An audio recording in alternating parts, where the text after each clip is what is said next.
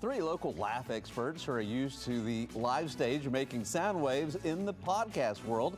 Our photojournalist Derick Moreno had the chance to hear how their laughs are having an impact. The comedy is just so popular right now. I'm afraid like maybe the bubble's gonna burst. But he's rough, man. That's what happens when you grow up in the mean streets of Shirts, Texas. Let's get to the bottom of what hurt Scott.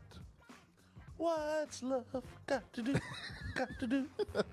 We're all sweethearts, you know. Like Jakey, him being a single dad, you know, the kid changed him for the better, you know. Scott, you know, he comes off pretty rough, you know, but he's a sweetheart. He has a big heart, you know. Some might say enlarged, but Pat doesn't have parents. He holds it in. I'm also an ordained minister. If anybody's looking to get married. And we're all comics, open micers. He's been doing it for 2 years. I've been doing it for 5. Scott's been doing it for 8. So we're all at different levels of like our comedy career and our writing styles. And so we just thought we'd join up and make something funny out of it, you know? Give it up for Patrick Christopher!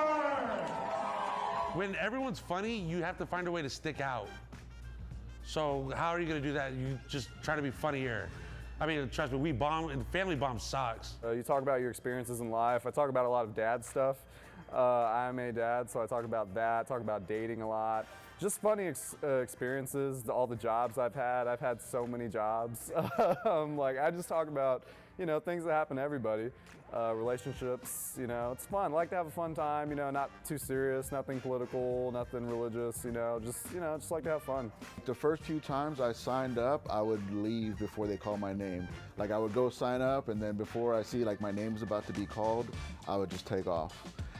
So it took me a good few months before I got on stage. And then I finally did it at a poetry open mic. I think I was the only comedian at this mic, so there's a bunch of people like sharing poetry about really deep stuff, and then I'm like, hey, what up, I'm fat, you know?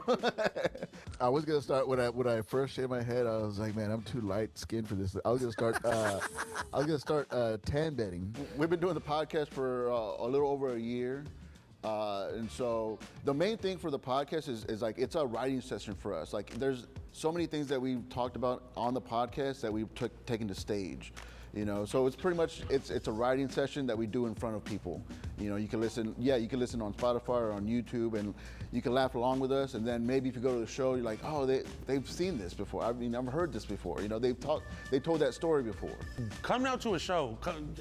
You don't even have to go to the club if you don't want to pay the $20. I mean, come to the club obviously because we're here, but we have shows every day. Every night there's something comedy related.